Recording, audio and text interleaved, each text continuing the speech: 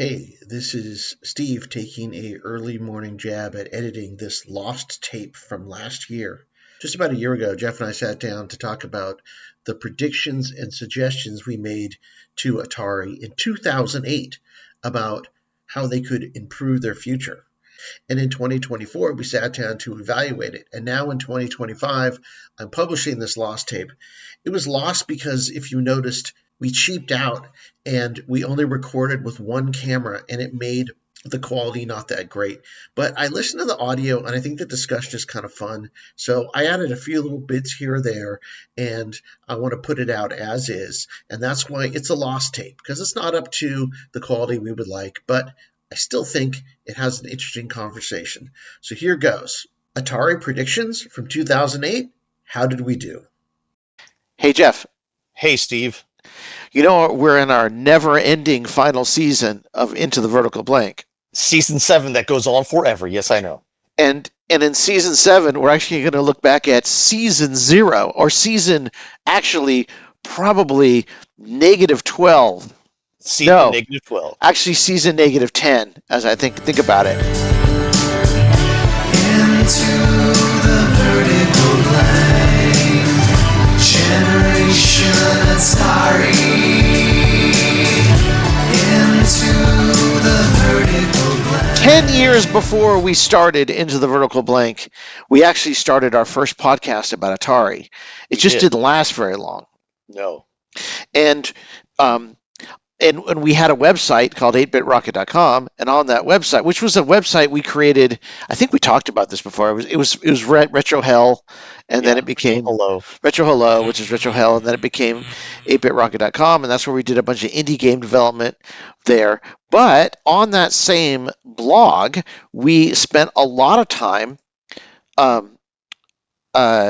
looking at Atari and talking about Atari, because part of the indie games that we were creating at the time, we were creating retro inspired indie games for the web, which almost no one was doing. Nobody cared. No one was doing.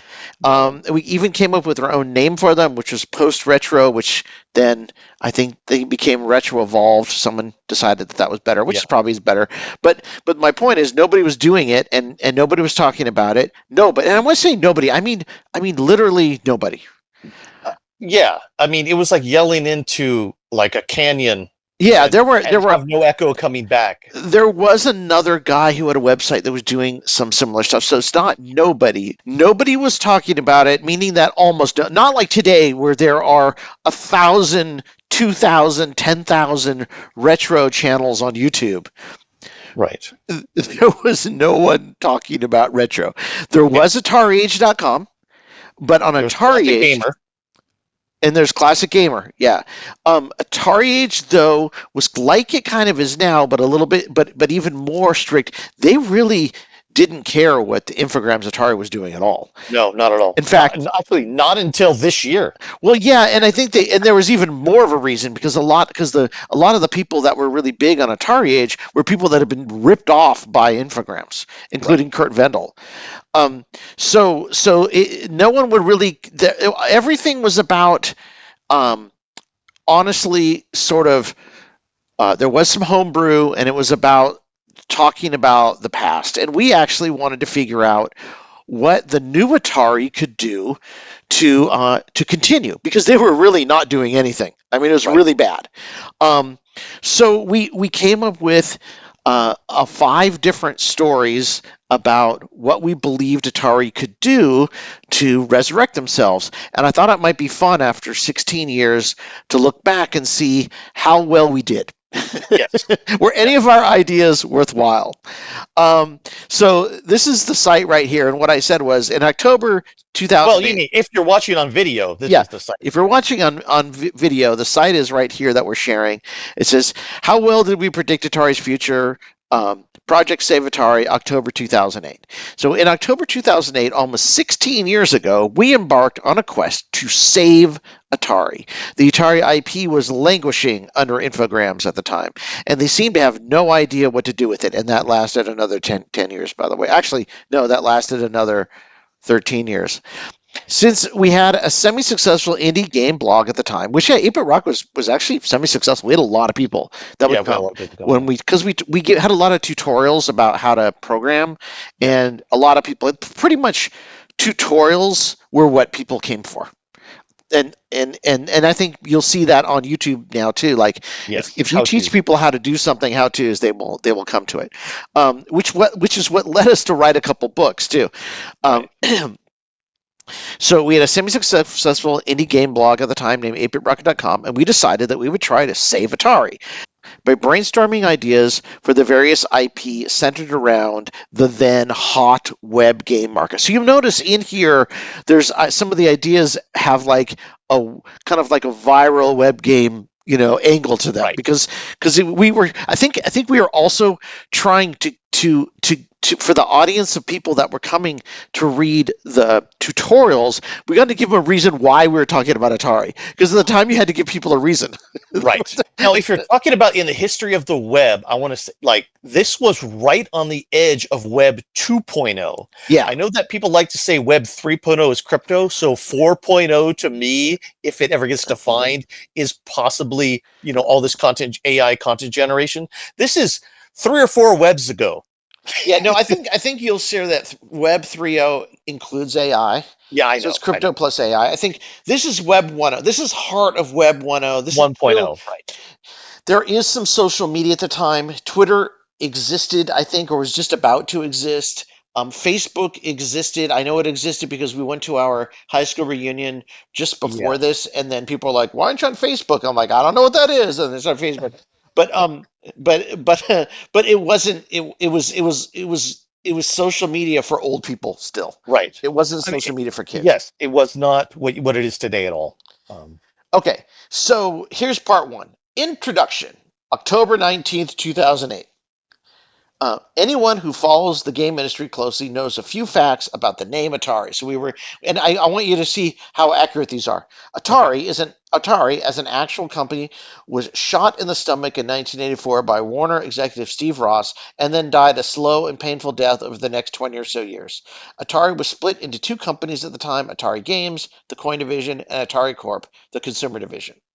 Two, Accurate. yeah, Atari Games, the coin division of Atari, joined up with Midway Games and still made coin ops until 2003. Now Midway concentrates mostly on console games. Actually, I think at this point Midway had closed completely, or was Yeah. bought Or by Warner whatever Brothers. whatever there was of Midway was not doing coin ops. Yeah, Right. I know. There was a guy that came to do some work for us, I think in the early 2000s. He had worked at Midway, but I still, I think at the time, thought Midway existed, but I think Warner owned the IP, because this is pretty close to when the Midway Arcade Treasures came out as well.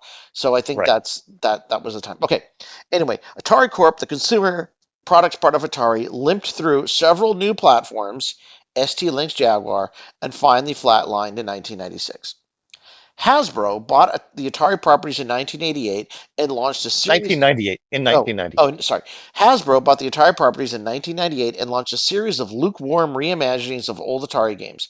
After some initial success, they sold off the business to Infogrames in 2001.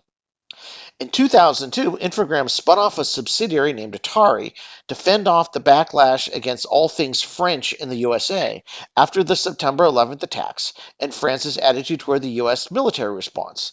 The gaming community have been scratching their collective heads over the idea ever since. I forgot about this. That the reason that Infogrames literally, I remember French. It was the whole thing about French fries. They Yeah. That was Freedom Fries. freedom And it was fries. Yeah, and the whole thing, yeah, they were Atari in name only. 100%. At this time it's 100% in name only. yeah, because they were like, Just they didn't really. I think they put out an Atari collection, but really, they were still trying to sell Roller Coaster Tycoon and some Dungeons and right. Dragons stuff, but none of it was very good. Okay, Yeah. for the past 6 years, aside from a few notable retro collections and the Flashback 1 and 2 consoles, Atari has done little with its past and instead is focused on premium budget games, few of which have been huge hits. In that time, they have consistently lost money and are now on the verge of total collapse. I think this That was was then. true. Yeah. Yeah. Last week, Infogrames announced they would be incorporating the Atari subsidiary back into Infogrames as a whole. And number 8, many of Atari's classic properties and brands remain to this day unused by Atari Infogrames. And we said, well, we here at 8-Bit Rocket were initially excited to see that Infogrames was unearthing the Atari name at the beginning of this decade. I said, I have an Atari watch from E3 2002 to prove it. We have been a bit underwhelmed by Atari Infogrames' efforts to utilize the Atari properties that they own. From what we've been able to gather, Atari Infogrames owns the rights to almost all Atari Inc. properties developed prior to the 1984 split. That means they've been sitting on scores of coin-operated game properties that have never been emulated or released elsewhere. Dozens of Atari 8-bit computer games, some of which were instrumental in the creation of the computer game industry. Rarely seen 16-bit computer versions of their best coin ops and licenses, plus some classic third-party 16-bit games. Unique Atari 5200 game properties and advanced versions of Atari 2600 games. Some of the best versions of classic Atari coin ops released for the 7800, plus unique titles developed specifically for that platform. And then many unique and interesting Lynx and Jaguar games that should have continued as cross-platform franchises.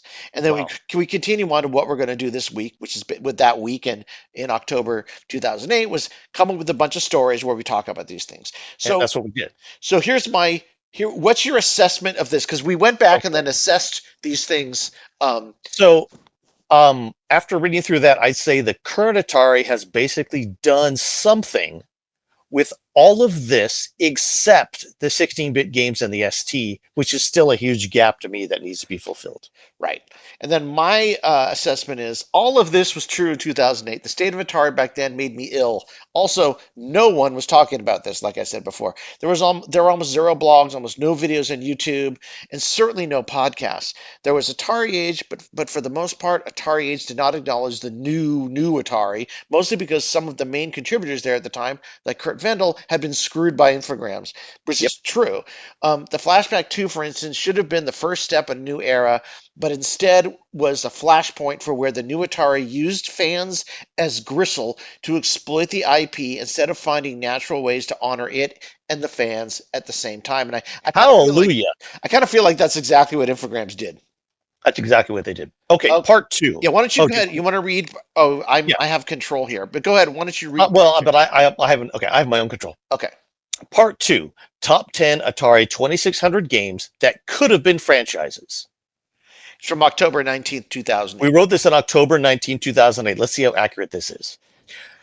We start Save Atari Week with a list of the top 10 Atari 2600 games we believe should have been, and maybe could still be, used to create franchises that incorporate both nostalgia and modern gameplay.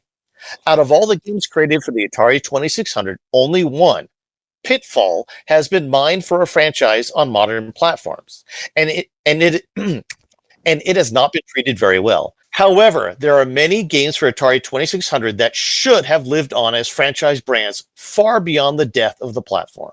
Yes, some of these games were made by third parties, but if Infogrames Atari wanted to make these games a reality, we are sure they could do it. Okay, so as we go, we can comment on some of these too, because first of all is combat. Okay, this is what we said then.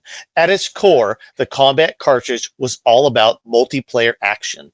Atari Inc. should have launched a combat game with each successive console and upped the ante in graphics, number of players, and gameplay sophistication. If they had done that, they probably could have created a lasting franchise that would have changed with the times through many iterations of genres and platforms. Simple action. Imagine if, Battlefield could have been combat. Right. I mean, on the 7800, you could have had one on the 8-bits, you could have a 3D one, and it was gone further and further. Yeah, right. In the modern platforms, I could just. Anyway, go ahead. Like Nintendo did. Yeah, exactly. And after Nintendo actually showed them how to do it, they should have started to do it. Right. Simple action would give way to strategy, and in 2008, combat would be a major RTS franchise. As well, it could have been spun off with titles that fit the niche carved out by Battlefield 1942, which would have been closer to its roots. Yeah, he said that, but I forgot I'd even put that in there.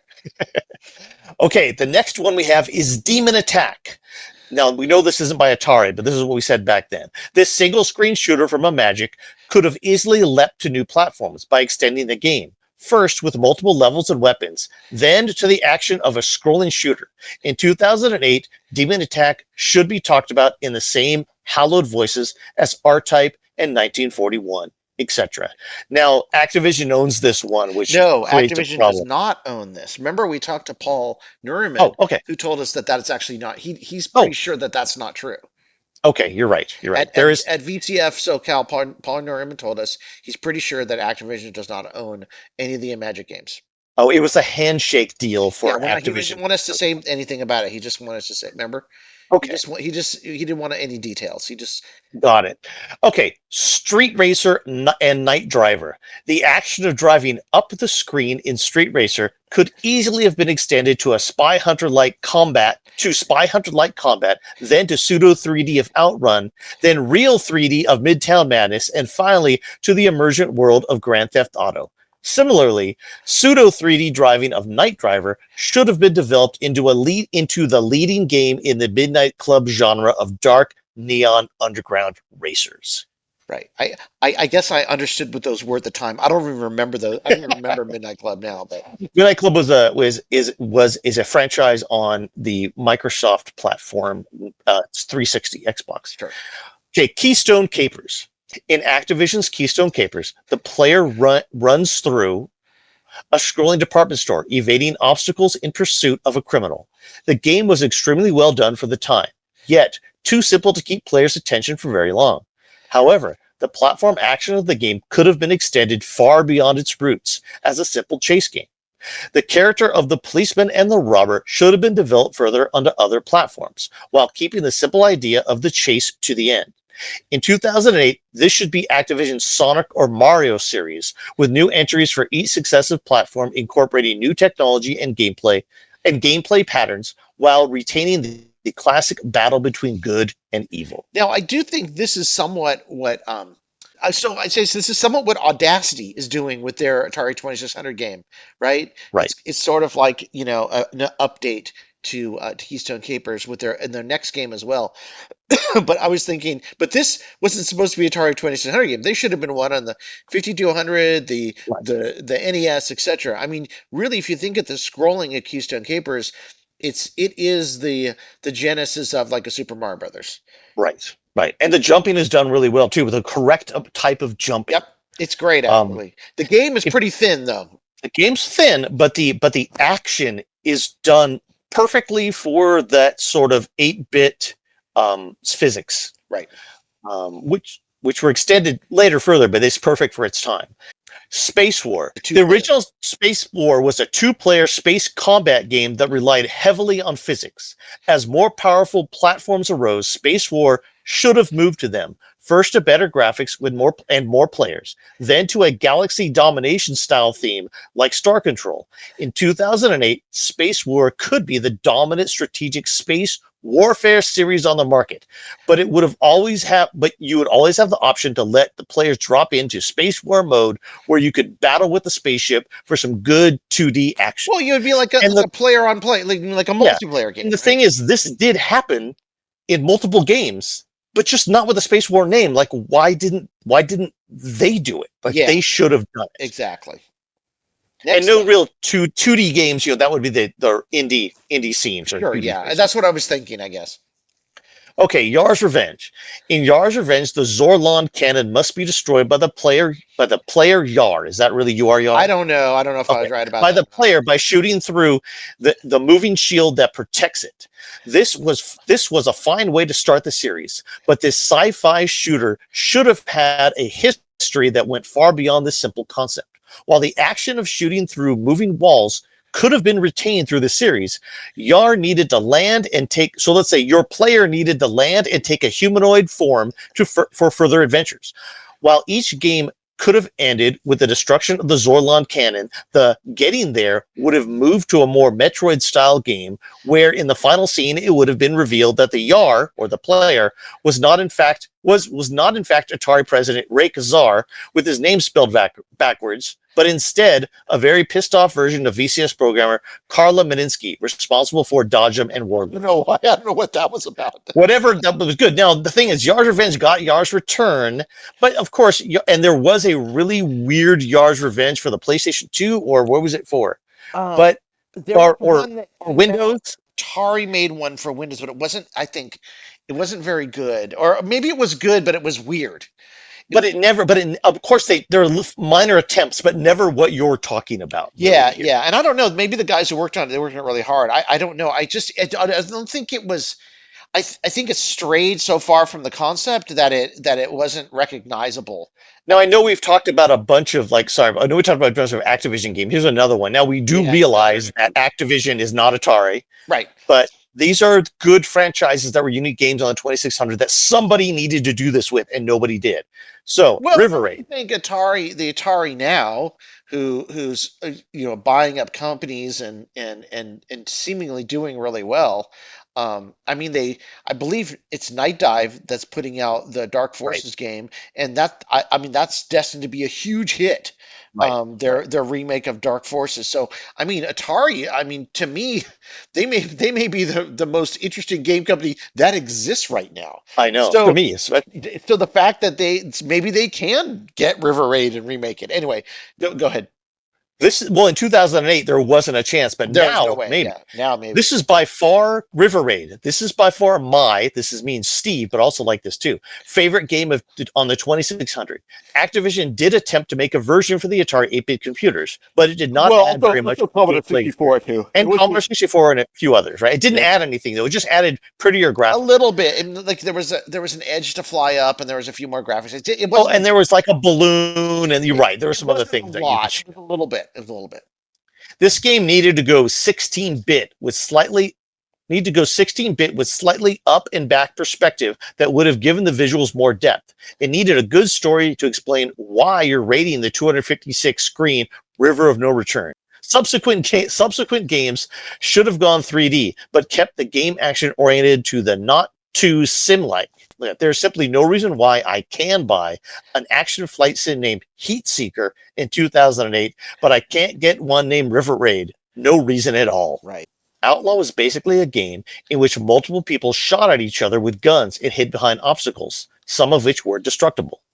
With a simple scoring system that tallied how many times you killed the other guys. Sound familiar? Yes. It was the first console deathmatch shooter. Keeping the Old West theme still criminally underused, the franchise could have easily moved to scrolling playfields, split screens, then to 2.5D and 3D, and finally multiplayer. And this is Doom what? All these lost opportunities. Yeah. Hero, another Activision game. Activision's Hero, or HERO, and it's like helicopter expedition rescue operation, or something like that, is the one game on this list that really needs no changes at all. The brilliant mix of flying, shooting, setting bombs, and rescuing made for one of the best console games of the 80s. It is a little known title because it was released in 1984, and no one really cared at the time. Sure, you could add fancy 3D graphics and stuff like that, but none of it would improve the already perfect game. And when we wrote this in 2008, I think Hero was still a game that no one had really heard about. I think more people have heard about it now. Yeah, Hero was big then. I mean, it was big on computers then, not really on the 2600, and then more people know about it now. It's like Mule. Exactly. Right? People didn't hear about Mule. It was like dorks like us were talking about Mule, and then suddenly everybody knows what Mule is. Exactly. Adventure. And I'm glad everyone does. I'm not a gatekeeper for Mule or any game. Adventure, finally, the top of the list. As a game inspired by an all text-based mainframe diversion, Adventure was an adequate game for the 2600. However, as an impressionist piece of art, it was a masterpiece. Who could have predicted the minimalistic existentialism of your avatar being a dot, or even the transcendentalism of the bridge? It could take you anywhere if you could find the right way to place it. But did you really want to go where it took you? This is like a poem, Steve. Further iterations of Adventure on more powerful platforms could have taken this minimalistic, existential, transcendent impressionism to new heights. Explorations of topics like true love, real hate, foreboding, longing, revenge, valor, and what it really means to be human could have been explored by means of an abstract world that contained a single glowing chalice and 3 dragons that kind of look like ducks. In the 21st century, there should be no arguments about games as art, because the proof would already be in the living rooms of millions who owned any game in the Atari Adventure series. Alternatively, Atari could have simply continued the series as a bunch of increasingly sophisticated kick-ass role-playing games, beating Final Fantasy to the punch by several years. Now, they did try this, though, with that Earth the World series. It didn't do very well, but they did try it.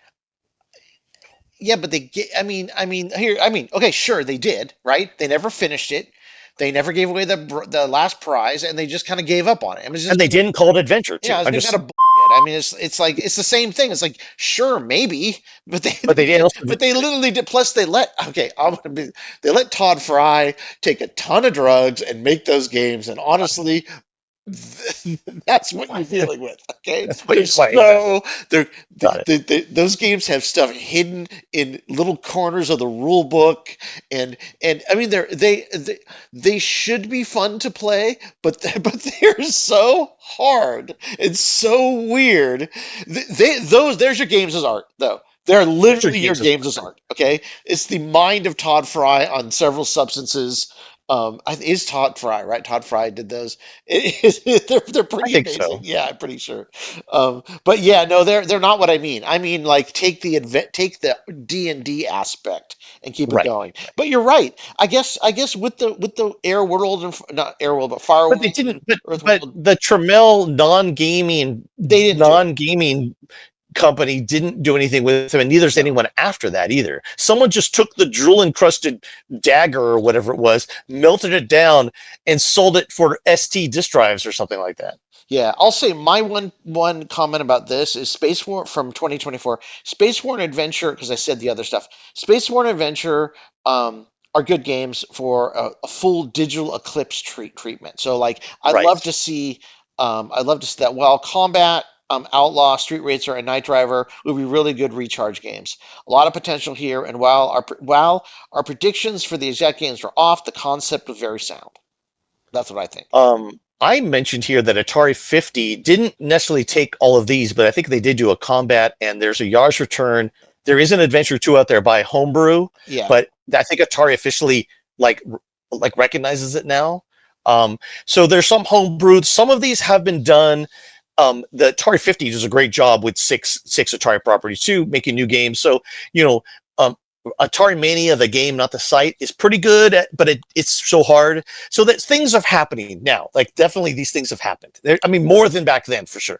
Yeah. Now, this next one, we don't necessarily have to do that much of. These are lesser known Atari coin-ops that would have made kick-ass casual games in 2008. So this is really leaning on like the one game piece. Yeah. But I want to say that that the games listed here, I think some of these are ones that really could have used a update, like Dominoes, for example, which is basically surround, and there was a game that came before it. I think still would be really interesting. Canyon Bomber, I'm not so sure about. I've got to play Canyon Bomber, and I'm like, You're talking about as a retro game, though. I mean, as a phone game would work. Yeah, it would work as a phone game. Avalanche, yeah, I mean, because it's like the reverse breakout. It's the inspiration for Kaboom. So probably Super Breakout they've done. I mean, they actually did Super Breakout. That was in the Recharged as well as in the Atari 50. Skydiver, someone needs to do. Let's just say someone needs to do Skydiver. Smokey Joe, one of my favorites. I mean, this is a whole long list of scrolling games that Atari started to make. Scrolling racing games or driving games timed. Warlords. Has someone done a war? I don't think there's a Warlords Recharge, but there should be for 4 players. No, but what there is a couple. There's some homebrews for the Atari 8-bit that at 5200. There's a good, really nice one. Right. Then there's Quantum, which they've done and is amazing. Cloak and Dagger, which they don't own, and then Food Fight, which they actually someone did. Right. Right. So I would say this is written in the middle of the web game era, so that's the lens I was looking through. Breakout, Quantum, and Food Fight have all had some kind of re-release. Warlords will still be awesome, as would Domino. So that's my On 2024 Food Fight especially. I mean, Yeah. at this time, no one else had heard of Food Fight but you and I. I'm sorry. Obviously, people had heard about it, but we were No, what singing I the mean is praises no of one Food was Fight. talking about it at that time. No. I'm joking. Yeah, Food Fight was one that like finally is getting its due. Yeah, it's finally getting its due. So Food Okay, Fight, so this next one I think was pretty prophetic, and we'll take a look at it. So this is part 4. These are Atari 7800 Lynx and Jaguar games that should be remade in the 21st century. right, And this is basically us looking at the output of Atari after 1984 and saying, okay, what was good about it? right. While many people have heard of the Jaguars, Tempest 2000, and Alien vs. Predator, there are very few other games from Atari's post 1984 console output that have been hailed in the hallowed halls of video game history. This is a shame because not only were there some very good games, there were a good number of titles that could have made solid franchise brands for Atari Infogrames, or just Atari Corp. Few Right. people know that Atari Corp attempted to make games that would appeal to the masses who loved the NES and Sega Genesis in the early 90s. The problem was most of these games were very hard to find at retail. Nintendo's monopolistic practices, which of course they got sued and lost for, but then everyone got a coupon for $5 to buy Nintendo games. So So buy a Nintendo game. what? Right. Yeah, they Yeah, all should have got a that was like there's something wrong with you that. should have got a $5 coupon to buy an Atari game funded by Right. Nintendo. Anyway, Nintendo's monopolistic practices over shelf space, along with the Tramiel clan's complete ineptitude for marketing, made Atari's quest to get back into the game with these titles futile at best. No matter, Atari Infogrames can still right those wrongs. Below is a list of some of the best games that Atari Corp ever produced that we believe could be successfully remade in the 21st century. And the first one is Scrapyard Dog, and we don't have to read all of this, but Scrapyard Dog definitely is one that they have they kind of brought back onto Atari 50. At least with So- and what they made a new Scrapboard Dog cartridge, I think, or it's on the VCS. So they did acknowledge Scrapboard Dog exists. They didn't remake it though. Yeah, they haven't remade it yet. So this is the 7800's answer to Super Mario Brothers, released in 1990. There's a good chance no one you know or anyone they know has ever seen it, much less played it. That's not true now. Not because true people have anymore. seen it. Not true Yeah. anymore. But back then, it really was true. So the next one would be Alien Brigade on the 7800, which is Alien Brigade is a light gun shooter in the vein of Operation Wolf. The game contained all that was necessary for an entry into the genre. 6 levels, multiple weapon types, zombie-like alien hordes. There's no reason why this could not have been Atari's House of the Dead or Virtua Cop, with every console generation seeing the release of a more sophisticated rail shooter entry based on the franchise. Again, like, it's a Right. good name. It's an interesting game. Why wasn't there one on the Jaguar? Maybe there should have been. Yeah. And well, Jaguar didn't have a gun, but you could have done something. They 3D in the 3D helmet they were putting out maybe too. 7800 Midnight Mutants. This is the only real action adventure game for the 7800, and as it stands, the only game even close to the Legend of Zelda that Atari Corp ever produced. I know more about Midnight Mutants then than I know about it now, to be honest with you. Yeah. In the game, you play the grandson of Grandpa Munster. Yes, you read that right. Fighting the zombie hordes of Dr. Evil on a non-linear quest. This has been hailed as the best game ever made for the 7800. Atari Infogrames. Now dig this one up and milk it for all it's worth. I don't know anything about this. I mean, they might not own the rights to it. If you think about It's also a game that we never could find a cartridge of. So that's one that I never. I still don't have one. I still don't own one either. Yeah, the original. Okay, 7800 coin-op conversions. So yeah, I always wondered why these never showed up, and I think they have. So this is all about like Asteroid Centipede, Food Fight, which they have now shown up. Atari has now. I mean, that's been righted with Evercade and some of these. Yeah. These have definitely been. People understand that they exist now, and a lot more people know about the 7800, which is good. Yeah. Um, Okay, and another then- one. Lynx Blue Lightning. This modern jet combat game with scaling 3D graphics is one of the Epic's design launch titles for the Lynx. The game displayed the Lynx's ability to create fast-moving, scaled graphics with neat explosions. At the time it was released, many Lynx fans considered this a classic title. However, since it was from Atari, games like Sega's inferior but similar Afterburner are remembered instead. It was also one of the best games ever made for the system. Atari made a more advanced version for the Jaguar that never lived up to the potential of this game. It is true, though. It's awesome. I went back and played it. This game is awesome. Played it on the Evercade. It's really, really good. Yeah, But they don't own it. That's the problem, right? Just No. like the next one, Chips Challenge. Lynx Chips Challenge. This puzzle game with 140 levels was one of the hidden classes for the Lynx. In the game, you play a computer nerd who must avoid all the nasty stuff on each level and find your way to the exit. Every subsequent level was harder than the one before it, and each level provided learning opportunities that help further down the line. Released at the time when action games were the norm, this cerebral puzzler did not have enough window dressing to attract the eye of the common game player. However, in the eye of the modern casual gamer, this is a real gem. Also, when I think about it now, this should have been the pack-in. And, here's Yep. Atari fighting with the Game Boy over Right. Tetris. This is the type of game that This you is the put in. packet. Yeah. Lynx Zolar Mercenary. This was bar none one of the best shooters ever made. My hand ached for days after playing it for the first time, yet I continued playing it for days anyway. Unlike arcade shooters that relied on your supply of continues to finish, this one was balanced so that the success was actually possible within the context of the game itself. And this is true. You could learn Yeah. to play this and not die every time. As shooters go, this one certainly had the chops to be in the pantheon of the greats, but being on Atari's console was its undoing. It's high time for this to be rectified. So Yes. one problem with it, it used both fire buttons, and literally that's almost impossible on the Lynx to like press two buttons at the same time. Yes. Didn't it also use like the option key or something too? Like there was a Something lot like of that. It was one of the home buttons or something like that. It was weird. Gates of Xenocon. This scroller was one of the most innovative shooters of his time. There were 51 levels, but you did not play them successively. Jump gates, some hidden, would transfer you to different levels with different challenges. As a modern shooter, this game had all the necessary parts, bosses, extra weapons, etc., with an interesting play mechanic to boot. Some of the levels had cerebral puzzles that required things like shooting through solid objects to make a path for yourself, something that I've always found enjoyable. The key to this game was finding the right gate that would lead you to the final battle with Zendikon. This was a unique action game that screamed for a more powerful sequel that never came. And again, this made by, I believe it's an Epic's game, so who knows who owns it.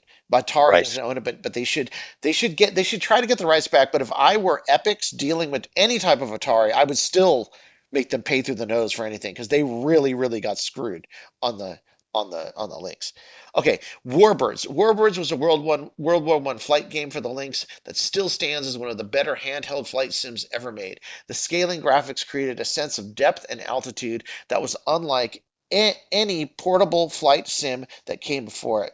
While the limitations of the Lynx did not allow the game to satisfy fully, for instance, it needed a more robust and satisfying explosions and better sounds, it was still a brilliant game, and there's no good reason why this game did not become a franchise in its own right for multiple future platforms. You know what I mean? Exactly. Okay, and Yeah. finally, And the next one. Kung Food. I don't know who owns this, but it's hilarious. Okay, Lynx Kung Food. Okay, I have to admit that I have a weakness for games about food. Where the Atari Food Fight coin-up was actually a brilliant game, Kung Food was more of a run-of-the-mill scrolling beat-em-up. But who cares? It was about food. Fighting food. What else do you need? Sure, the gameplay was neither innovative nor necessarily well done. But so what? We're talking about franchises to build upon here. And what is better than a game about fighting your way through a refrigerator filled with evil food? Seriously, this concept had potential and it should have been built upon. Yeah. All right, why don't you do the Jaguar ones because you're Okay, the Jaguar Jaguar. guy. Ultra Vortec. This was Jaguar's answer to Mortal Kombat. Itself is not the most innovative game, but again, like some of the others above, it's also not too shabby. It was much better than all the other games of this type for the Jaguar, and the visuals rivaled anything on the NES and the SNES and Genesis, and could hold its own against some PlayStation and Saturn games. Sure, it was derivative, but it also showed potential for better things to come. This was a Beyond Games release, but could still have been bought or licensed and reused by Atari. For a company desperate for key franchises, this could have been a good choice. Now, Ultra Vortec, I think I've seen reviews. People don't like it that much, but the game doesn't. The first version of some games were bad too, and the next version was good. They should have continued with this IP that they owned, and it was a fighting game. Was the point too? Continue with the IP and keep going. Yes, do something with it. Make a better game if they didn't like it. Okay, Battle Morph, the sequel to the absolutely terrible, and I don't 100% agree with you on that. I like Cybermorph, but absolutely terrible Cybermorph pack-in for the Jaguar. It was not great though. This game is what Cybermorph should have been. I agree.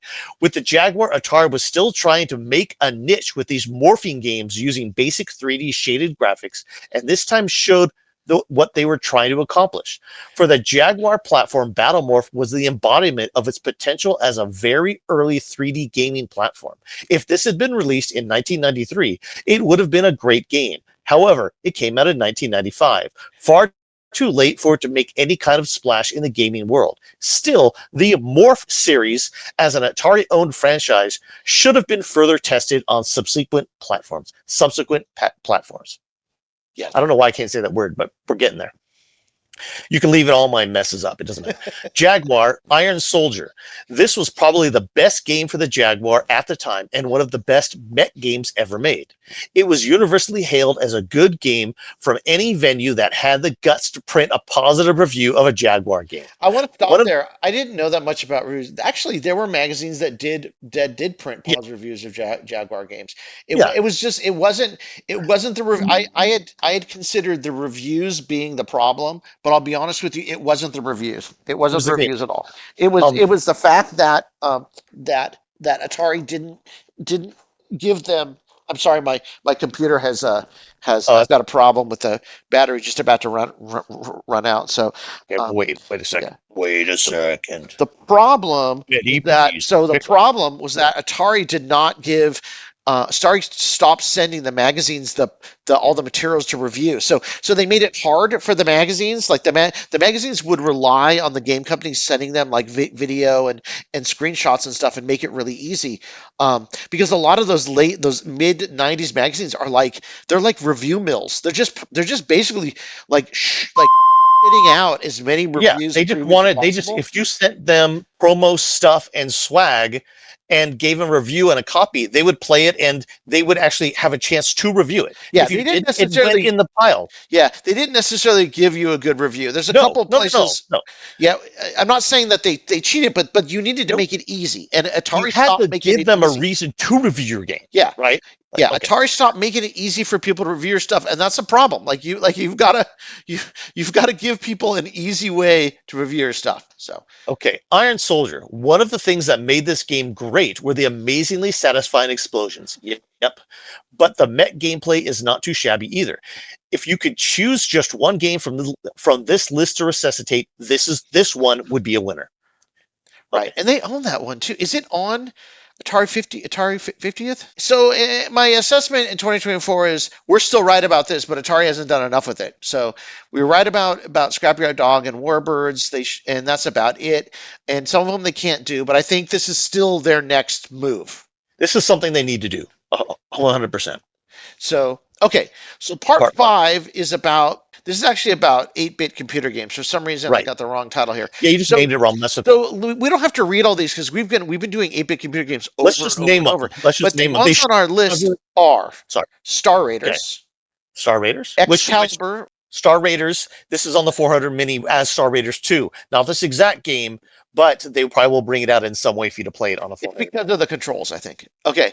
Yeah. Excalibur, which is a Chris Crawford game, which is still one of my favorites. I would still love to see this. I don't know. This should have been on the 400 Mini, as far as I know. I think you could do it. Eastern Front. Another Chris Crawford game, should have been in the 400 Mini, 100% designed to be a war game to be played with a joystick, also a war game designed to not be winnable on purpose as a piece of art. And it's a piece of art. This game is a piece of art and should be on it. But anyway, Caverns of Mars, which is not on it, right? It's not on it, but this 100% should have been this is a big miss. But they released it. They released it on Atari 50 and a couple, and they have a new Yes, version of yes. it. So they've done stuff with it, but to me, this should have been on it. But look, Mule is on it, and that was on our Is list, on the forehead. right? Perfect. Yeah. Yeah. Ultima 4, which no one, I mean, I even heard Lord British is trying to wrestle control back for his Ultima games. No one knows what Electronic Arts will do with this stuff. They just Right. sit on it. They don't do anything. It's like it's horrific. Okay, Rescue One Fractalist again. Lucasfilm. Who knows who would have the rights to this? Maybe it's Right. Epic, like you said. Maybe it's Epic's. I have no idea. But this should be on. They should need to do something with this. And look at the next one. Seven Cities of Gold, also Is- on the forwarded mini, right? Go on, Steve. So Seven So Cities of pinball Gold. construction set. I think this is a big miss. I know. I don't know. I'm not sure how they licensed the Ozark Softscape games. Probably directly from Ozark Softscape, which is why they got Seven Cities of Gold and Mule. I wish Budgeco, if Budgeco owns this, they were able to get pinball construction set too. This would be amazing. Imagine people being able to make pinball games on the Atari 400 Mini and share them. And save Anyway, them. Share them. all the Synapse games, which we talked about, we also talked about on our. So all the. So they did get Encounter on there. Okay. ST Games. But let's go. Yeah, let's go to Atari ST. This is where we need to, because this is something Atari has not done yet, and back then we were calling for them to do it. So let's see what we got. Okay. First of all, we talked about their coin-up conversions, which I'd hoped they would do. So they had Tempest, Star Raiders, Millipede, Battle Zone, Missile Command, Asteroids Deluxe, and a bunch of other ones. That version of Joust, they don't own Joust, but Right. but it was awesome. there's a, This version of Joust, it was awesome. That's why I wanted them to do it.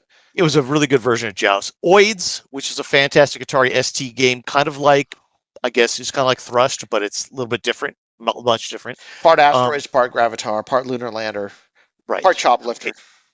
Road War Europa. Road War 2000/Europa was a deep and detailed car warfare strategy RPG set in post-apocalyptic USA. This was a game I remember you playing a lot, and I loved it. and it's funny because SSI. This is like an SSI game that you wouldn't expect would be this good, but it's really good. It's just fun. It's a fun strategy game, and it feels like this needs to be revived somehow. So This is great. This is a great set of games for the Atari ST Mini because there's all these early games that this is the best version of the game. yeah, So Fantasy 1, 2, and 3 by SSI. This is still my favorite fantasy role-playing series. oh yeah, Fantasy series from SSI was a massively fun RPG series that pioneered the ranked turn-based battles that the first few Final Fantasy games made popular. It's hard to describe why these games are so enjoyable because no one element beside possibly the battles was a standout. They are simply nicely crafted games that played completely different from other RPG series. These games would probably not be good as remakes, but as downloads, they'd be great fun to play as downloads. I think they'd be fun as remakes. I At really the do. time, by the way, I didn't know that there was a Fantasy 4 made in Japan. For the for X68000. Yeah. I tried. I got there's sometime last year I was able to play a little bit of it, and I was playing it by inching through it, translating the Japanese with a Google on the fly, and then somehow it was too much to do, but it was fun. Look at the next one. Lost Dutchman Mine. This gold money adventure game might have been the best Atari ST game no one outside of some ST owners ever played, and Amiga owners. I mean, The premise was a prospecting adventure to find the fabled Lost Dutchman Mine. You could hunt, camp, fish, gunfight, pan for gold, enter mines to dig for treasure, etc. The game had a vast landscape and leisurely pace that was very memorable. This would make an awesome casual style remake in the 21st century. What do you think about the game now, Steve? So none of that is true. That I read there. It is a fun, interesting game. It's neat. I have an entire almost hour video about playing it and replaying Movie. it. You made a movie about it. About playing it. I think that it would make a good remake of a game, but I think that it's I think this would still be good to have on an ST Mini. Actually, it would be great to have an ST Mini. All these are perfect ST Yeah. Mini. We should talk about this. This is the game list for Atari to put on their ST Mini. Oh, absolutely. You go now. Read the next Okay. ones. Time Bandit, Major Motion, Leathernet, Gold Runner. Microdeal made some of the best unique action games for the ST, and these are the best of the bunch. All Microdeal games should be released as downloads. But I mean downloads, but actually on a Mini. But at the time, on a Mini. this is what we said. Uh, Anko, player manager. I have one thing to say. Gold Runner sucks. It looks nice and sounds nice, but it's so hard. Yeah. Doesn't suck. What about the next one? What about what? Once you read about Anko Player Manager. Oh, Anko Player Manager, the best 16-bit soccer game ever made. That's controversial for people that love some other games. Dino Dini's soccer management playing sim was so enthralling that to this day I can't think of a better soccer game. I agree. This one would probably be best served as a comprehensive from the ground up remake. I disagree with that now. I think they should.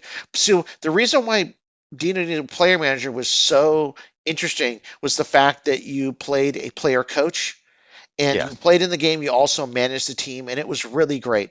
FIFA, the FIFA games and EAFC have done this now very, very well. I'm not going to say better because I think I had more fun with this at the time, because I think the first time you pass a ball from the side in for someone to score in Anko Kickoff is probably the greatest feeling ever, right? And you suddenly realize how you can start scoring goals lots of different ways. It's pretty amazing. I would put an Anko game on an Atari ST Mini, probably Goal or Kickoff 2 instead. I wouldn't do Sensible Soccer because I like Anko. Well, Sensible was part of the Amiga era, and I know that Sensible came out on the ST, but it was an Amiga era game whereas ST owners played Player Manager and Kickoff 2 because that was the era before the Amiga hit, really. Right. Okay, and so that's really more or the where the ST should go with it. Yeah. So Dragonflight. I'll do Dragonflight, and so an amazing and unique RPG for the Atari ST. It's made by a French company. It's a damn crime that any and all Japanese RPGs are remade and recycled yearly, yet brilliant US and European games that IMHO are far superior. They're not far superior, but they are good, are left rotting in the bit bucket. These games need to be at least be available for play so they can get a fair shake. This game from Talion was no exception. So I really like this game. I've gone back to try to play it again now, either on a hard drive or on the SD disk. It doesn't ever work. There's a problem where, like, there's a bunch of games where you need to create a disk, like a play disk, and creating a play disk on these systems just bombs out, and I don't know exactly. There's a hard drive version of Dragonflight you can play. It doesn't play though. It just doesn't work. I got it to work. I can show you. I did a video. I played. No, how far did you get? Did you try to save the game? Oh! I have to. No, you That's don't save it that way. Right. Okay. I see. You save it with GameX. You save it with so you can play the game. You have to save it with the GameX, which is the saving thing made for the hard drive, or you save it with the memory save state. Okay. That's how you save it. Yeah. That's the way you save it. I understand. There's something I couldn't do that I needed to do that made it not work. I'll have to test it and see. Yeah, but I would love to. If you get it to work, tell me, because I want to play it. It's a really fun. Okay. Then finally, Dungeon Master by FTL, the best 16-bit game ever made, which is made for the Atari ST first. Sorry, Amiga. The best RPG I've ever played, too. The most enthralling real-time game ever made up until that point. There are many sequels, copycats, watered-down, full 3D attempts at this, but the original game with original maps, monsters, puzzles, etc., has never been matched. This should be released as a download and given proper treatment. So not as a download, but on an ST Mini. Yeah, replace download with ST Mini. Okay. Bonus. One of the developers that made games for the Atari ST was Infogrames itself. As a bonus, here are 10 good-looking games that Atari Infogrames published back in the day that they might already own that could be good for literally Infogrames might own the Atari might still own these. Right. And this is why it's so funny that there's no ST Mini. They made so many games for the Atari ST. Yeah, no, we don't know how many they own, but they probably own these things, right? Okay, so North and South. Yeah. A war game set in the Civil War. Action war game, funny, full of cartoon French humor. Draken, a 3D fantasy role-playing game. Hostages, a modern-day shooting and save the hostages game. Purple Saturn Day, a very popular game, yet an odd-looking game. Yes, it was an adventure. Metal Masters, cool robots that fight. Operation Neptune, I think I played this one. It's fun. It's like a bunch of different games in one. And the side scrolling and things like that. It's interesting. Bubble Ghost, unique platformer, which you played a ghost blowing a bubble through increasingly difficult rooms. Not to be not to be confused with Airball. Mystical, a scrolling top-down shooter with a magic theme. I like Mystical. Captain Blood, a bizarre sci-fi adventure that always had us intrigued. And TNT, a commander-like shooter. TNT. These are all games, again, that Infogrames might own, that Atari might own, if they still own that Infogram stuff. So my 2024 assessment: Caverns of Mars, Star Raiders, Mules, Seven Shades of Gold are all just now being unearthed by Atari. Some of them on the Atari 400 Mini, but they have a ways to go, but are solidly on track, especially with the ST stuff. Right. And then I basically said that the 400 Mini is a good start. Some of the other stuff's a good start. They're doing, but the ST is where they just have dropped the ball. Completely. Yeah, and they need to do it. They need to do some research over here. Okay, so this is what I wanted to get to. This whole episode was about this last one, called A Modest Proposal for the VGS 8200. Now remember, this is 2008.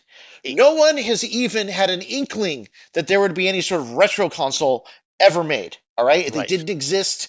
The closest thing would be like the Game Boy Advanced or something. Like no one is designing retro consoles. This is even pre-real cell phones. People are still using feature phones at this point. Okay, but we came up with this idea. Okay, and this, I'm going to read it the whole way through, and then we can talk about it. Okay, Part 6: A Modest Proposal, the VGS 8200. This is October 25th, 2008.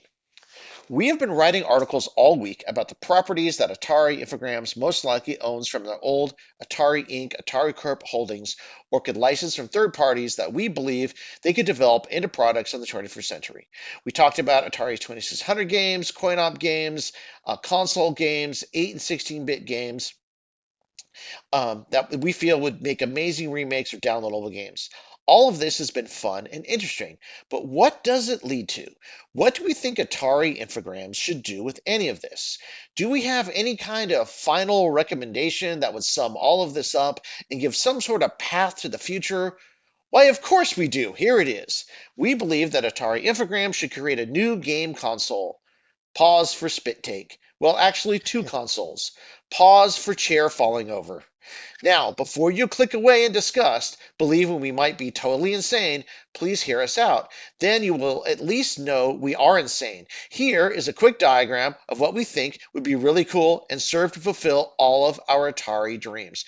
And so the diagram shows, and if you're listening on the podcast and you're still listening, you've still gotten this far, it shows a library of in the cloud, which did not exist at the time, but anyway, a vast Atari library of classic games, new games based on VGS 8200 hardware in a cloud, but it's a box because there's no such thing as a cloud. And then there's a portable game system and there's a console, and both have an SD card interface and USB input. Okay? Right. And the basic idea is that you have two new consoles based on solid yet commodity price CPU processors designed, most likely one designed for wireless with built-in USB support.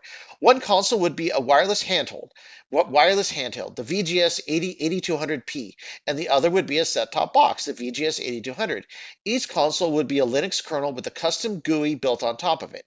Internally, each console would have support for emulation of the following consoles: Atari 2600, 5200, 7800, 8-bit SD, Lynx, and Jaguar, plus MAME for old coin-ops, and Flash 10 for web-based games, because that was the era that it was in. Right. Okay. You might also, actually, that would be kind of cool now that if you could play, if you play your old Flash games on something like this. But you might also want to add Vectrex, Intellivision, Apple II, TI 9948, ColecoVision, C64, Amiga, Spectrum, Fairchild, Astrocade, Odyssey, TG16, SMS, and or Genesis support if the licenses could be worked out.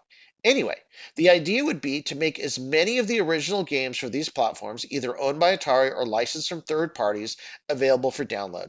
Custom new generation games based on existing franchises, all the remakes we suggested previously, for example, could be built specifically for the native processor that the hardware was based on. Some games could be purchased at retail through SD cards, but most games would be purchased wirelessly over the internet from a central store. Licensing would be, who cares about But Yeah. licensing would be user ID based, which means that as long as one particular user is attached to a console, they could play a game. One user ID could be attached to multiple consoles, but each console could have only one user ID. That way, a game could be transferred from the wireless console to the set-top box by a user and it could still be played. As well, a user could always transfer their game collection to another console. They could also transfer their license to another user ID or give up the right to play the game. In effect, games are always theirs unless they want to sell them to somebody else. Games could vary in cost from $1 Atari 2600 to $5 Jaguar, even $10 modern games. However, pricing would be Let me insert something right here. Just 1 second. uh-huh. This is perfect use of the blockchain technology, not to make fake currency, not to make fake things, but make it so people aren't pirating these. You have to own it and you can transfer it. Absolutely. It's like a ticket to own. However, Right. pricing would be kept down because there would be no manufacturing, shipping, or middleman expenses tacked onto the price. All games would be stored on internal memory or saved SD cards. A special friend license would be granted to a game on an SD card so it could be played on another user's console. All that would be required would be the owner to authenticate the game on the second person's console. The second user would be able to play the game as long as the owner had not logged into their own console to play it. The set-top box console would come with a universal 6-button gyroscopic controller. Who cares about gyroscope? But I mean, that was the time. Okay. Yeah. Other USB controllers would replicate old console controllers, arcade machines, mice, keyboards, waggle motes, etc. Could also be added through a multitude of onboard USB ports. The online component would include the download store user profile with options to add family members beyond the main user ID, email, blogs, chat, message boards, high score tables, earnable badges, and an online currency that can be used in a retro game inspired MMOW. Where that came from. An option for homebrew classic console programmers to sell their wares online would also be added. After talking at length to someone in the game industry that has significant experience in this area, we were surprised to find out that most everything we described above is available right now and could be built into both handheld and set-top box units for far less than the cost of any current console, set-top box or handheld. As well, the online components are mostly commodities too, and the cost to build them would be relatively cheap compared to high-profile MMOGs, especially if you develop the interface and the world as a Flash application and use something like Electro Server 4 from Electrotech as your multiplayer world. That's really dating me. Well, there's no MMO, doesn't matter. MMOG. Okay. But Did you get all that? Yes, we're nuts. We want Atari Infogrames to get into the hardware business again and do it the way we always felt Atari should. Sure, this idea is far-fetched and impossible, but is it really that hard to imagine? In the end, we here at 8bitrocket.com are Atari fans through and through, and we just want to see Atari rise again. Even though Atari Infogrames is not the original Atari, so what? They are what we have now, and they themselves have a long history in the game industry going back to the early 80s. We have shown this week that they are sitting on some intellectual property that we think has massive potential, and we have described a reasonable way for them to maximize that potential. There's really nothing more we can add. Thanks for taking the ride this week on our project Save Atari. We hope you enjoyed reading it as much as we enjoyed dreaming it. What's your assessment of the VGS 8200? okay, my assessment of the whole thing is that someone at Atari read this and then decided to make their new stuff. But I just think it's common sense for people who really want it to happen. I think the VGS 8200 as the concept is basically the Atari VCS in the new consoles. Basically. Well, and I actually think it's also the Evercade. I think you've got And the Evercade. It's the right. Evercade. It's the minis. It's the VCS. It's a combination. But at the time, literally no one would even think about doing this. This is not a thing. It was not a thing. And we didn't have any pull, or no one listened to it because it happened without anyone seeing this. So all we did was predict something that we hoped would fix it, and it certainly is moving in that direction. So, in the end, the VGS 8200 from 2008 was our idea, and it took almost 2 decades. No, 2008. Yeah, I mean, you're right. It didn't take 2 decades, but it took more than about 15, 16 years for really it all to come together. For Atari to realize the properties they had and release them, for them to start releasing consoles and start doing stuff like this. So I think our assessment at least was close to being on the right Our track. assessment was great, and basically it means that we are currently in the vertical blank. We're currently lit, like right now.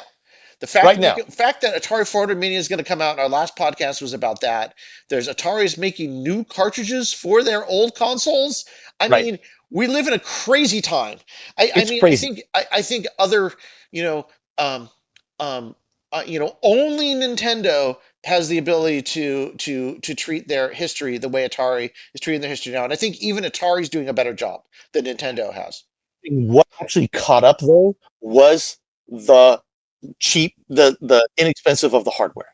Yeah. Hardware had to catch your ideas, right? Right. And it did. And so now these things are possible because of all the great hardware advances that are out there. These small hardware, the RISC chips, all those things are out there. So. Yep. So anyway, after this, we will play So back then, we recorded a podcast about this and talked about it in 2008, in 2008 terms, which, if you're listening to the podcast version, will play right after this in case you're interested to hear what this sounded like. Let's put a link in the video version. We'll put a link to like just an audio video that's stored in the playlist somewhere that you could watch as well, so we can play along. But that was fun. I mean, that's fun.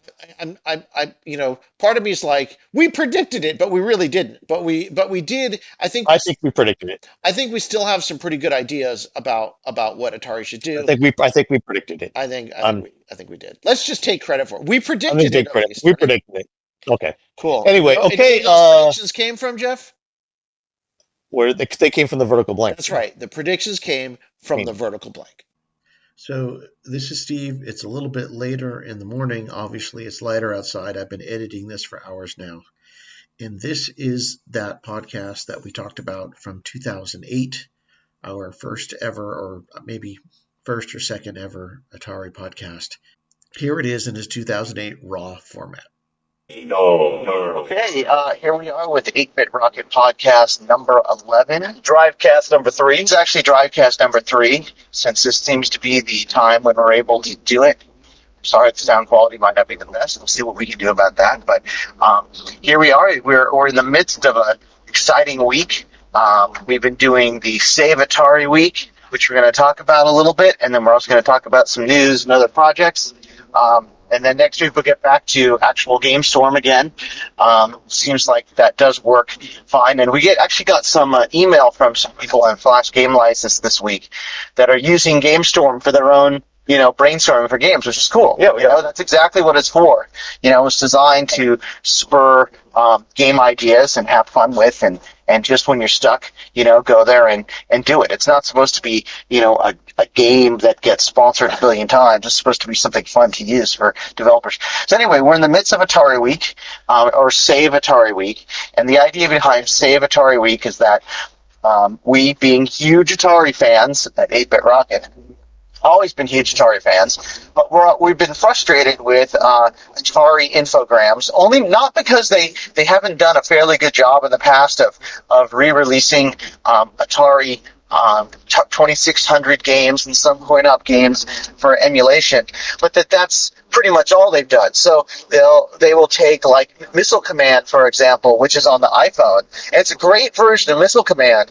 It has the classic game and a new version, but that's all they do. So they take like the 4 or 5, big Atari name games and redo a version of the same game. And while it's fun, we think that there's so much more that they own, probably, that they could pull from. And so this week we've been posting entries every day about what we think old Atari games, or games that were for Atari platforms that Atari Infogrames could relicense to put out and actually, maybe make some money from.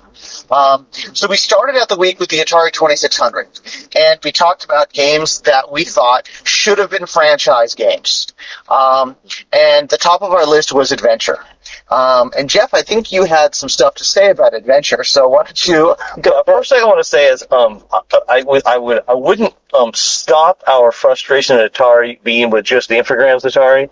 I'm just saying, I don't even think Infogrames Atari is bad. I'm just saying that those guys, they've got the name now, they've got the properties, they're a big game company, and we think they could be doing a little bit more with the properties. I would say that Trammell Atari was a big disappointment. I'd say the only Atari that since the original that actually tried to mine the games in a good way and do something was Hasbro, but they still took the same few games also. But Adventure, I'll talk about Adventure for a second. When Adventure came out, it was the first graphical version of an adventure game of any kind.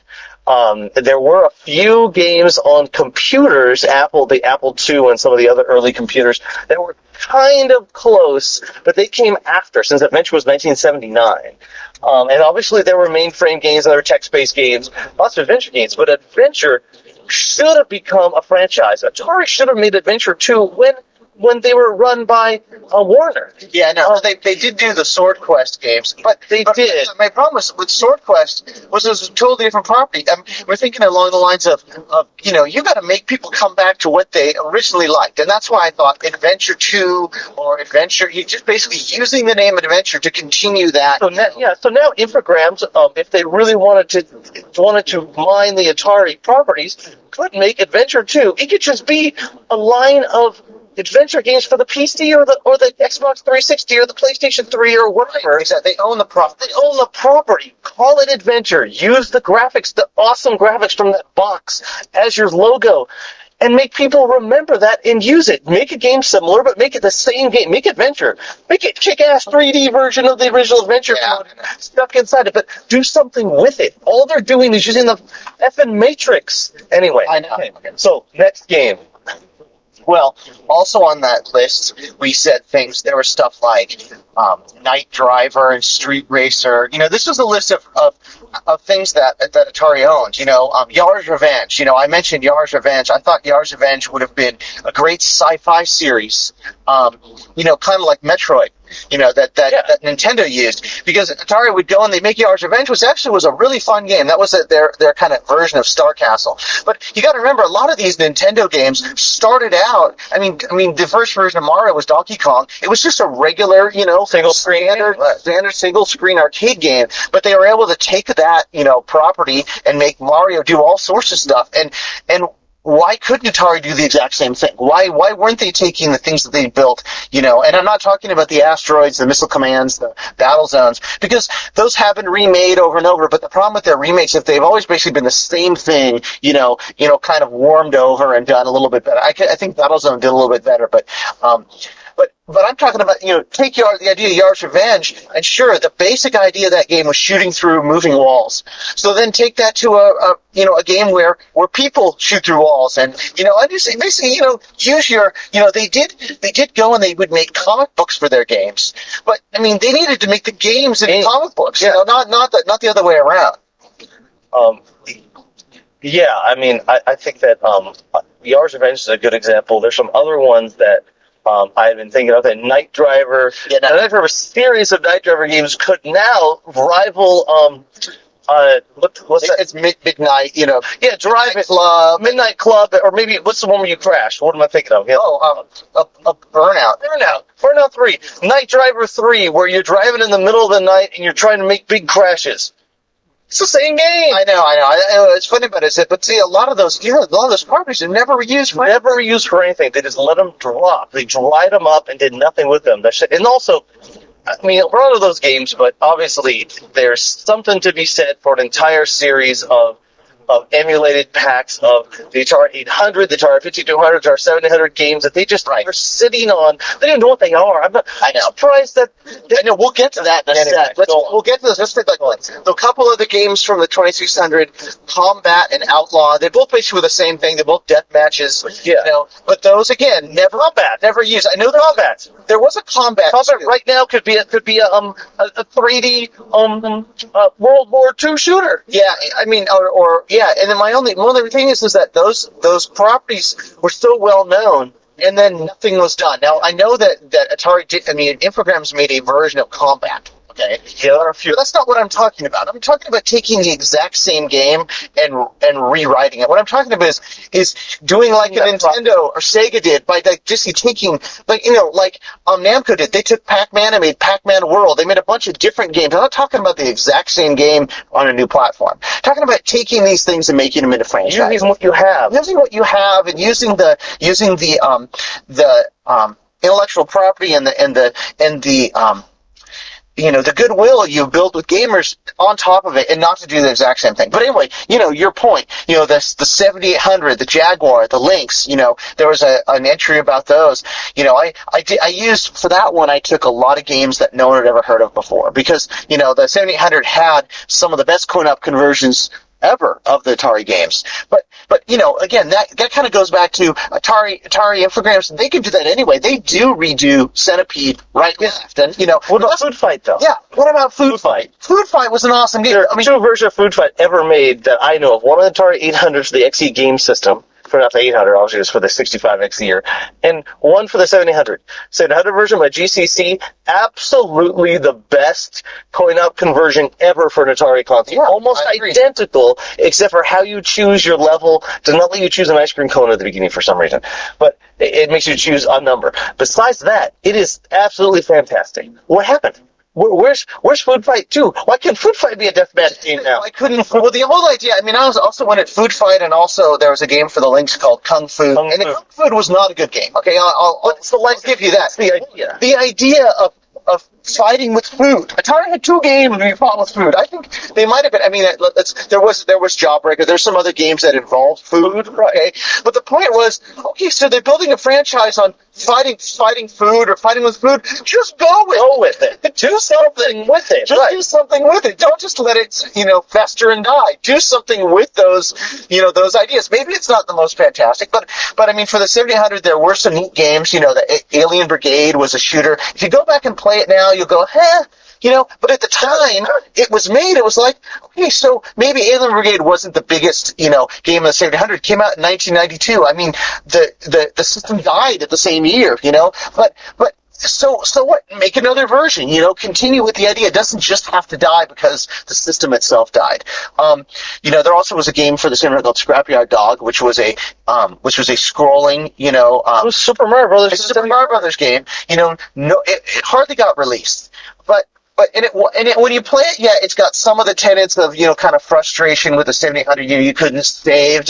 Okay, fine, but take it to the next level. All right. So there were mistakes made. They all seem like there were mistakes made in the game. So they're like, oh, let's just toss it out and never do anything with it again. The Lynx. I know we talked about the Jaguar. You had a Jaguar. Yeah. Jaguar was not a great system, but there were some good ideas for games. Alien vs. Predator went from that system. That made it. That did it. Someone did something with that. Tempest 2000 was a good They game. did a good idea with that, But too. there were other games. People used to call Iron Soldier the greatest 3D mech game ever made at the time. And what happened to that? I know it wasn't necessarily made by Atari, that was published by them, but still, okay, so take it, go. How much would it cost to relicense that from whoever made it? I do not think it would cost very much. And especially with so many other games. It's like Songbird now. It probably is. But the one thing that really frustrates me is the Lynx, because I think the Lynx really had some of the best games of the time on it. From Blue Lightning and Warbirds, which are Zolar Mercenary. Solar Mercenary. One of the best shooters I've ever played. But Gates of Xenocon is one game, a side-scrolling shooter that I always thought was very innovative and neat. One of the things of all the Atari consoles that frustrates me, and it goes back to the 2600 and then the 800, but the 2600 had a really cheesy sound chip.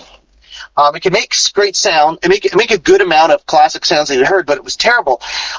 In retrospect. And then they went to the Pokey on the 800, which was a good sound chip, but then that Pokey just kind of, it was surpassed by the Commodore 64, and it was surpassed by Nintendo. But my God, they continue to use that Pokey into the 1990s. Even the Lynx. To be honest, the sound was not that great. It had great stereo sound, but stereo sound of a not a great, Really annoying sound. really kind of annoying sound. They really sound, I don't think they did, and that kind of sets them back. You hear those sounds, and it basically takes you out of the game, Yeah. and takes you. It's all. I remember people you go to Federated Group, who Atari had purchased for a while there for a couple of years, I think around 1987 to 89, they purchased Federated Group, and you saw an Atari ST and Amiga sitting next to one another at Federated Group that Atari owned. They had the Amiga set up with speakers, stereo speakers playing its fantastic sound next to an Atari ST playing a black and white demo. You would buy the effing Amiga too. I know. Because the Amiga had great sound, and they didn't know what to do with their stuff. There's a whole other discussion you could make about what exactly Atari was doing with that. Oh my God! So another discussion this week was about coin-op games that Atari could right now make it a casual games, the PopCap style casual games.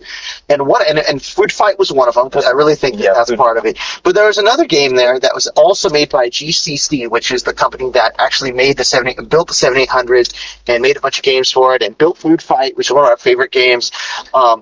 They built this game called Quantum. Oh yeah, and Quantum is an atom-themed game where the idea is that you encircle these atoms and draw around it. Yeah. And it is the epitome of casual game right now. I haven't even seen something like it. People did not get it in the arcade back then. I mean, it did. I can tell people say it was just a trackball, right? Yeah. It's hard to use. And it was built for a mouse. It was a vector game, too. It's built for a mouse. But my gosh, what an amazing game. You play it now and you're like, this is one of the best games I've ever played. Now, so in retrospect, from what my point about that one was, in retrospect, there are games that you can go back and say, wow, back in the 70s and 80s, these might not have been fun. But through the eyes of the casual gamer, and with a mouse. And with a mouse? Better control, more thought, and plus, it's kind of like Geometry Wars. Geometry Wars, they took an Asteroids idea plus a couple of the games and made it really fun just to blast stuff and put it in a billion platforms. Do the same thing with Quantum. Yeah, I agree. I mean, dude, I just think, the point of all this, and we also talked about computer games, Atari 800 had some games like Star Raiders right now. Star Raiders, they own, and why isn't that the premier space combat? Yeah, why not? Why not? Because Atari are idiots. That's why. I mean, it wasn't just the new. All of them. Yeah, no, I mean, Star Raiders. Okay, but sorry, I'm getting a little lost. But Star Raiders, they did make Star Raiders 2 for the Atari 800. Very passionate. They made the Star Raiders for the Atari ST, but it's the same effing game, okay? My biggest talking about, you need to take Star Raiders and publish an incredible Star Raiders on Xbox 360. Put it on Xbox 360 Live. Right. I mean, that's just frustrating. And they have these properties, and they keep redoing Asteroid. They keep doing Missile Command. And not that they're bad games, those are fine, and they do a really good job, except for that retro collection. I don't think these guys know. I think that the problem is to a lot of people, Atari is just about 5 coin-ops and some 2600 games. They know nothing about the rest of the stuff. Although that whole Atari 7800 collection should be its own, emulated CD on modern platforms. All the stuff they own from the Atari 8-bit. I mean, they went back and relicensed. I talked about in the 8-bit license Synapse for the Atari would be some of the best games. Well, for the XE game system, they relicensed a bunch of stuff. Those could all come out now. For the XE, yes, they have the license. They probably still own the licenses for those games. Could come out right away in a pack of some of the best 8-bit games. Oh my God! Those Synapse games. Synapse. I mean, we're talking about Blue Max and Fort Apocalypse and Zeppelin and Seamus and there are so many good things there. That and also, I mean, one more thing before we stop this section of things, the Atari ST. They could, if they went back and said, look, we're going to make a emulated version of the ST, and we're going to release the 10 best role-playing games, starting with Dungeon Master, Fantasy, Wizard's Crown, Dragonflight, Break-In. There are so many great RPGs that rival or are better that ones that fanboys cream about the NES ones they go on about Chrono Trigger. There are so many games that are better than that. Ultima Force, the Ultimas 1 through 6. There are so many RPGs that you could go back and say, look, these are the classic RPGs that built the genre. Why not? Why couldn't you put them out? I know they'd have to license it, but I just think there's so much there that they could go back and do or make remakes of that. Anyway, we'll.